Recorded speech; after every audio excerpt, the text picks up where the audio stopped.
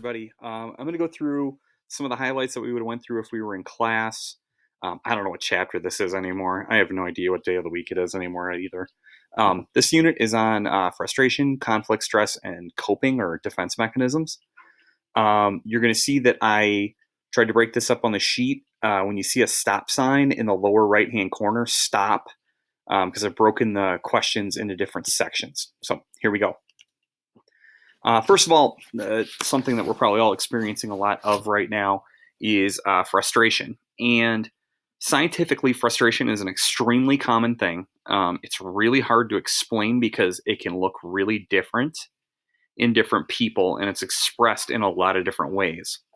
By definition, frustration is just blocking or hindering your progress toward any kind of goal that you're seeking. So if you're let's say your goal was to get a 4.0 this semester. Obviously, this situation is going to be a frustration because since we don't have GPAs, that's not really going to be possible. Obviously, frustrations can be relatively minor if we keep them in proper perspective.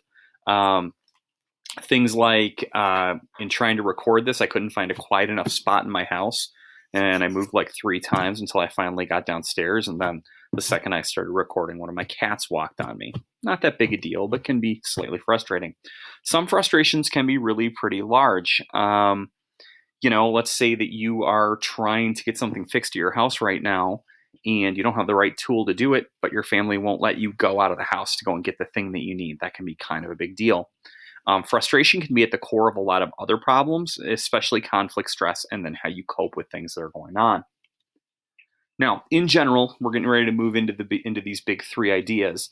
But one of the things that I need you to understand about conflict, stress, and coping is that they aren't as simple as they seem. On paper, a lot of these are going to seem pretty easy, but obviously these can lead to deeper issues. A lot of the things that we did in the last unit with the abnormal behavior / mental disorders probably could lead back to some of these things. So some of the problems that we see with conflict, stress, and coping are that a lot of times these things don't go away on their own. They're not those simple little everyday things where if you don't pick up the piece of paper that's on the kitchen floor, your mom or dad or your brother or sister will probably do it. We're not talking about things like that. We're talking about things that don't go away on their own. They can stand in the way of your progress. Again, like frustration, getting in the way of a goal. And sometimes things can get kind of out of control. Obviously, stress can get to the point that people can have, to put it in the most simple terms, nervous breakdowns. So the other thing to remind you about these ideas is that conflict, stress, and coping can come in positive and negative varieties. And we're going to go through all of these things kind of as later things go on. But my examples below are an approach conflict versus an avoidance conflict. And we'll get into that in the next section. The idea of eustress or good stress versus the idea of distress or bad stress. And then denial as a defense mechanism, which is, refusing to admit that there is a problem, versus sublimation, which is trying to take a negative situation and turn it into a positive. Now, we're going to take a brief look at conflict. Basically, 2 of the assignments that I'm going to ask you to do in this unit are about conflict and about conflict resolution. Finding good ways to be able to deal with conflict is very important, but also understanding what kind of conflict that you're involved in is important too. And so conflict is a problem that demands you to make a choice between alternatives, and it has to be resolved. Conflicts don't generally go away on their own. If it was a conflict and it went away on its own, that probably means someone else solved the conflict for you. Or maybe it was just something that was a frustration. Again, they don't go away on their own. Things like choosing which college to go to, which car to buy, what are you going to make for dessert? While some of them don't seem like big things, some really are. Now, I'm going to tell you something. I'm going through the 4 most common kinds of conflict with you on the next slides, but there are literally endless kinds of conflict. And one of the things that I need you to understand when people talk about conflict situations in psychology is if they use the word approach, they're talking about a positive option. If they use the word avoidance, they're talking about a negative option or a negative outcome. So here we go, the 4 major types of conflict. The first is an approach conflict. These are conflicts where they don't really seem like conflicts because no matter what we pick, we get something that we want, but we still have to make a decision between two attractive possibilities. So I'm gonna use personal examples on these, because obviously you guys aren't sitting here with me, and so I'm gonna go with things that I like.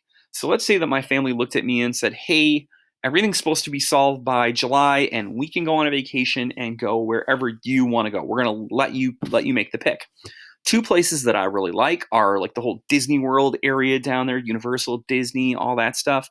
And I've always wanted to go to Iceland. I know that probably doesn't sound that great to a lot of you, but Iceland sounds like a really cool thing to me. So, do I get to see the Magic Kingdom Castle, or do I get to see the Northern Lights? I can only have one, and that's what makes it a conflict. And I have to make a decision, but either decision that I make ends up with a positive, thus an approach conflict. These are the best kind to have, because obviously no matter what, you win. The next is an avoidance conflict. These are not fun, because no matter what choice you make, you kind of lose, because you're choosing between two things that you really don't enjoy. When I was a kid growing up, I would say that my mom was not the best cook. And she always tried to make sure that we had healthy options to go along with everything, but she didn't have a great variety in how she did things. And so, very commonly, she would look at my sister and I and ask us if we wanted to have peas or cream style corn. I don't know why anyone would want to eat that stuff.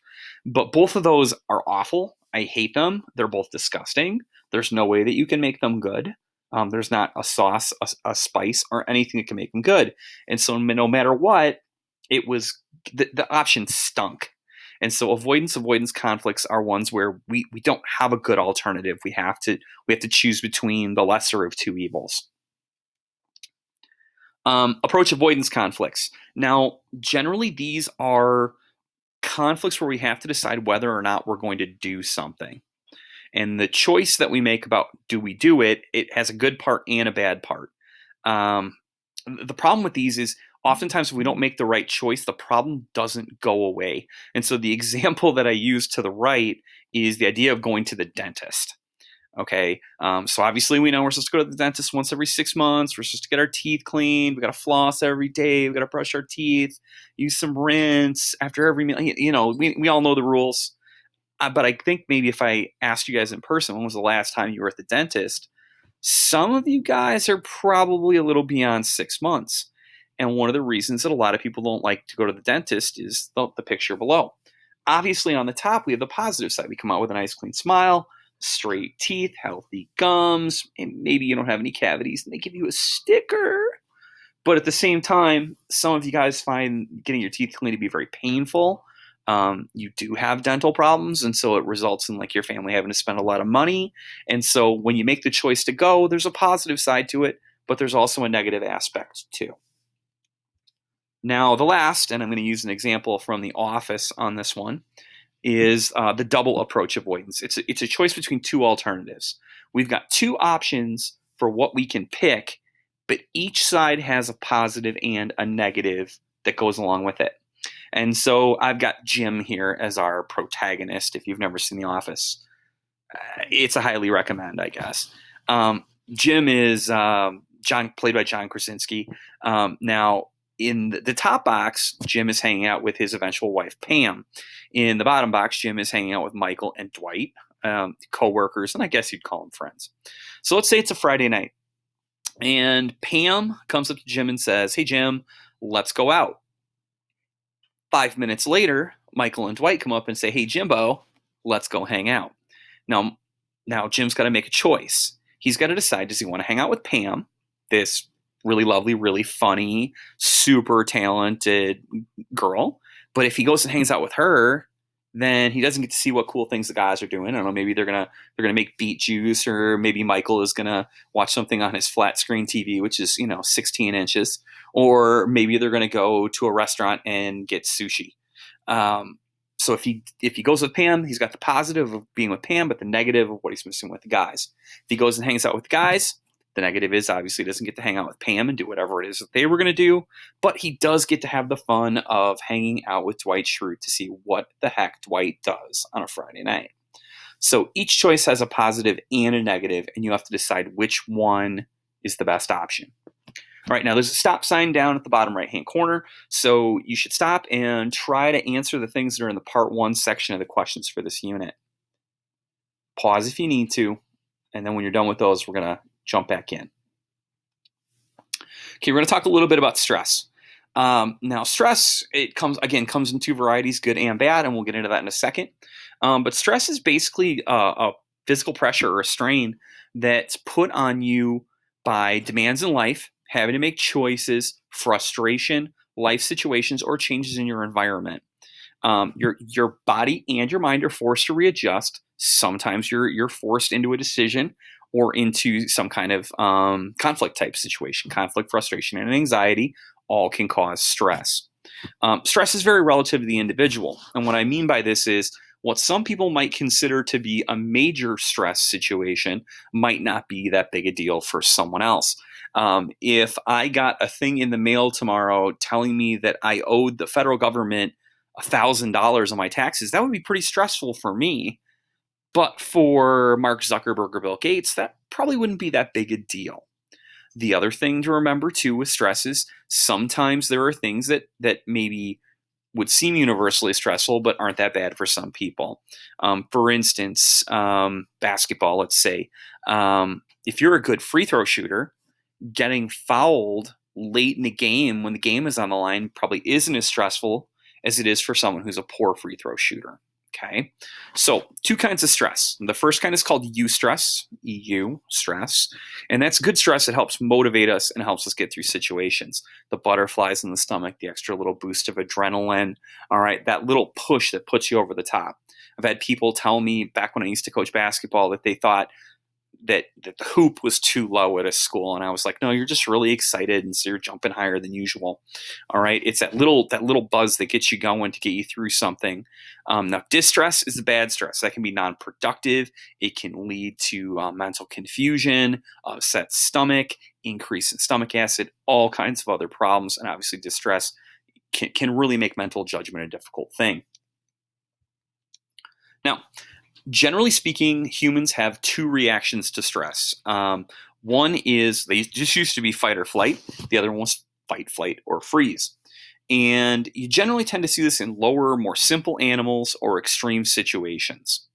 In these extreme situations, your logic either doesn't have time to kick in or something has happened that you don't have a way to wrap your brain around. And so whatever you do is your natural reaction for safety. Once some kind of resolution is met or the situation ends, the body has to adjust accordingly. So let's say you're walking home from school the first day that we're back, hopefully soon, and you walk by this hedgerow that you usually walk out from, and this guy pops out from behind it. Now, for you guys that don't know, that's Michael Myers from the Halloween movies. Some of you guys might go, hey, freak, and decide to start throwing hands, not realizing that he has a giant meat cleaver in his right hand behind the thing. Some of you guys might decide to run. Good idea. Unfortunately, some of you guys will freeze. You will stand there, and whatever is going to happen is going to happen. It's almost like you lock up. Some of you guys, when someone's putting you down, your fight, you can come up with something really quick. Your flight, you don't have anything, and so you joke it off, or you freeze and you just stand there. If you think about the animal world, fight, flight, or freeze is really obvious there. If you think about lions and tigers, they're obviously fighters. Gazelles and zebras are flighters. And deer and possum are freezers, okay? It's just kind of the way that they react in certain situations. But the more general human response when we have time to think and we're dealing with a situation that's a little more predictable is called the general adaptation syndrome. Now, the general adaptation syndrome, we are put in a situation where our body is put in an alarm reaction, stage 1. That alarm reaction is basically our body going, yes, something is wrong, and I have to figure out a way to deal with it. It's just basically identifying that there's a problem. Stage 2 is the resistance stage. Now, the resistance stage can be fight, flight, or freeze. The resistance stage could be coming up with a plan. It could be using a defense mechanism that we're going to get to in the next section. Okay, whatever it might be, that resistance stage is you trying to fight back against the problem or get some help from someone else to fight back against the problem. If you've come up with a good solution, your human response or general adaptation syndrome can end here. However, if your solution doesn't work, you go through stage 2 again and again and again and again and again and again and again until either you find a solution that solves things or you enter stage 3, which is exhaustion. Exhaustion can mean that you physically can't fight anymore. It could mean a nervous breakdown. It could be death. Over on the left, that's Stanley from The Office. Stanley, in one of the episodes, has a heart attack. And when he comes back to work, he's basically given the advice that he has to figure out a way to work more positively in this situation or he's going to die. And then in the box below, he says, I'm going to die. I think this is also the episode where Dwight cuts the face off the CPR dummy. Again, another stop sign in the bottom right-hand corner. So you might want to pause the video and try to answer some things from the next section of questions. And we're back from the final section. Now, coping with stress can be really difficult, but coping mechanisms are extremely important. Some things that can decide how you deal with stress are your personality type. We used to talk about type A and type B personalities. Type B were really high strung. They couldn't wait in line. They got worked up really easy. And type B people were really laid back. They've moved away from a lot of that. I saw type A, type B, type C, type D. I've seen the different personality things where you can be an architect or a communicator. But basically, your personality goes a long way to deciding how you deal with stress. There's another idea called locus of control. And that basically is if you have an internal locus of control, you think you're very in control of your own life and you can solve your own problems or deal with them yourself. People with external locus of controls feel like their life is controlled by other people. It's left up to luck and fate. So if you have an internal locus of control about school, you feel like how hard you work matters. If you have an external locus of control, you feel like what you do doesn't matter because it depends on other students and how the teacher feels about you. Now, those are great. Everybody kind of knows, I think, how their personality is, and you know whether you think you're more in control of your life than other people. But really the emphasis on this section is going to be put on defense mechanisms. Defense mechanisms are common things that we use when we're put in stressful situations and the way that we react when we're put in these situations. And there's like 10 of these. I'm going to go through them. I'm going to try to use some examples that you guys can understand. I'm going to tell you right off the bat, as you're watching the video, I'm not going to ask a lot of you guys on this part on the sheet because all I'm going to do is basically ask you guys to identify some of the ones that you use and why you think you use them and some of the ones that you don't think work well for you. So the first is called repression. And repression is basically exactly what you see in that picture. When people repress memories, that means they push them to the back of their brain. Now, your brain does this on its own. It tries to help you forget things that aren't good for you. Okay? It'll literally take the old black Sharpie marker and draw a line through the events in your life that maybe are harmful. Traumatic experiences when you're a small child. Very common in people that were in combat situations or people that have suffered some kind of traumatic injury at someone else's hands, that they repress the memory and don't remember it. A lot of times I don't get a lot of people tell me they use this one much because if you use repression, you don't know that you're using it. Okay, you're burying those things in the back. The next is denial. Denial is basically refusing to believe there's a problem. I'm a big Calvin and Hobbes fan. I don't know if you guys remember those guys, but it says it's not denial. It's just I'm just very selective about the reality I accept. Denial is very common. Refusing to admit there's a problem. People who don't think they're alcoholics, they just socially drink. People who don't think that they have a drug problem, they can stop whenever they want to. People who are in abusive relationships who just think that, it was only one time, it's not going to happen again. All right. Denial is a very easy one. A lot of people have told me over the years that denial is one that they use a lot and that they're very aware that they're doing it, but they can't stop themselves from doing it. Another defense mechanism is displacement.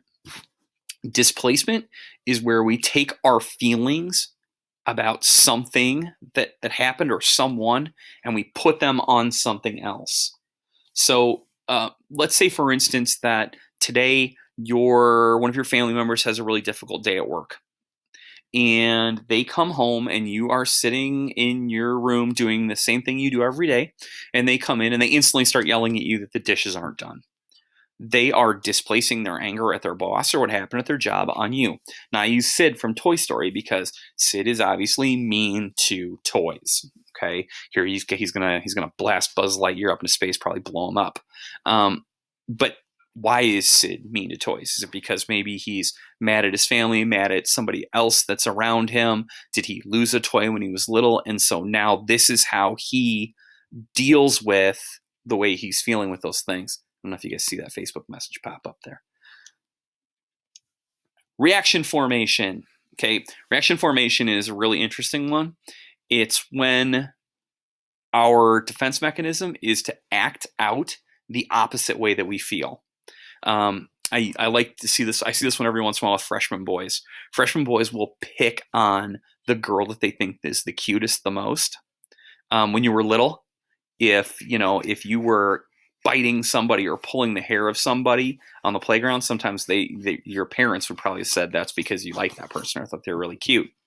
The example I used here is SpongeBob and Squidward. Squidward is always mean to SpongeBob. Almost always. Okay, if you've watched every episode, there are some times where Squidward is really, really nice to him.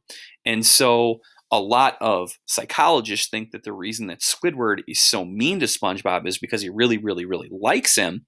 He really likes how optimistic SpongeBob is and how he tries to solve problems.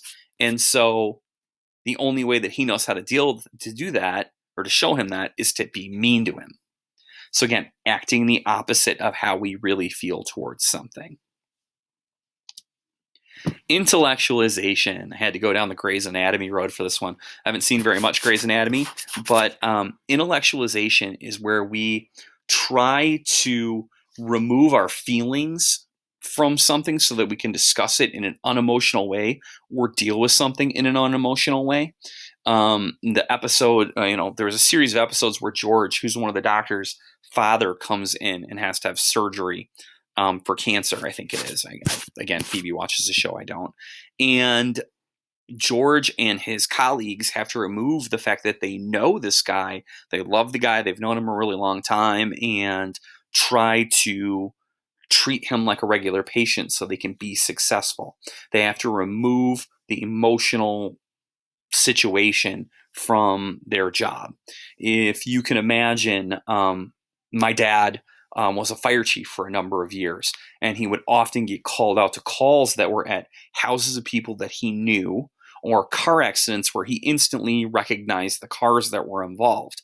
And in order to do his job and do it well, he had to remove the emotion from the situation. He had to remove the person that I know is in that car over there, but the people in that car are at a bigger risk. How do you do this? Do you help your friend or do you help the person who's at the bigger risk? And so intellectualization is one where we have to try to remove emotion so that we can do a better job of making a logical, good choice. Oh boy, some people are going to be mad at me now. Identification with aggressor, or Stockholm Syndrome. All right, this is basically a defense mechanism that you probably are never going to use. And this is one where, or maybe some people do, where we're mistreated or we're treated badly. And so we start to actually agree with the person who's mistreating us. We think that they are right and that we're wrong and that that what they're doing to us is justified. And so sometimes you have kids who are abused and by their parents or by someone, or their parents say mean things to them, and they start to believe those things about themselves, or they start to believe that they deserve the abuse. The example I used here was from Beauty and the Beast. Whatever. But obviously, at the beginning of the whole thing, the Beast isn't exactly super nice to Belle. And over time, he kind of starts to win her over. Now, some people have said that's because she develops what's called Stockholm Syndrome, or identification with aggressor, and starts to think that he's right and the way that he sees her is the right way versus the way that she sees herself or the way that she feels. A little bit of a stretch to use that movie, but I thought maybe some of you guys like that one. Regression. When we get put into a stressed out situation, we tend to regress and act childish. A lot of you guys really love this movie, Step Brothers. I don't know if these guys necessarily regress as much as they are 5 years old all the time, but we all know somebody that when something goes wrong, they start to whine, they may throw little tantrums, they start to act like a little kid, maybe to get what they want, maybe because they don't want to make a decision about how to deal with things. Rationalization. Rationalization is basically where we attribute our thoughts or to somebody else, or we try to blame our things on someone else, or see the bad in someone else so that we don't see the bad in ourselves. The Tiger King. This guy is a screwed up mess. He is a meth head. He had 2 husbands at the same time who weren't homosexual. Yet, for some reason, rather than admitting that he had some issues going on and some problems, he blames Carol Baskin for all of his things, and basically uses her as a scapegoat. I haven't watched the show. I take that back. I watched 1 episode of the show. Only one, I promise. My wife is big into it though, so I had to hear about it all the time. All right. I hear it's funny though. Projection. In projection, we attribute our thoughts to somebody else. We think that the other person feels or thinks the way about us that we think about them. And so you might be mad at your parents. Here we've got a parent situation on the slide. We got Darth Vader and Luke Skywalker. All right, you think that your parents are mad at you, and you are really mad at them. You're like, why are you so mad at me? Why are you always yelling at me? When in reality, you're the one who's mad and you're the one who's always yelling. And so just like a projector would project on a screen, we're pushing our ideas onto someone else. You might find somebody else really attractive, and when they say hello to you, you might make a big deal out of it because you really like them, and you're like, oh, look how much they like me. They took the time to say hello to me. You're projecting behavior onto somebody else. And last but not least, sublimation. Okay, sublimation is one of the really positive defense mechanisms. Sublimation is basically where we try to take a negative situation and we turn it into a positive. The person that's on this slide is named Melissa Stockwell. Melissa Stockwell went to Iraq in 2004. She was leading a convoy of trucks through Baghdad when a roadside bomb went off and blew off almost all of her left leg. She was actually the first female amputee, I think, in a combat situation. She was awarded a Bronze Star and a Purple Heart and sent home. When she got home, she decided to dedicate herself to medicine and became a prosthetist, someone who helped fit limbs for people who had lost different limbs. She also became a board member of the Wounded Warrior Project. But where she really kind of took this to the next level, she decided that she wanted to be a positive example for her patients and other people that suffered amputations from the military. And so she started to swim. In 2008, she competed in 3 different swimming events in the Paralympics. And then she went back in 2016 and won a bronze medal in the first ever para-triathlon. That's biking and running and swimming. Now, I know that's a lot, and I apologize, but got to figure out a way to get this stuff to you guys somehow. So there you go. If you guys have any questions, let me know. Office hours, I think, are Wednesday from 12 to 1, but I'll answer your questions whenever you guys want me to.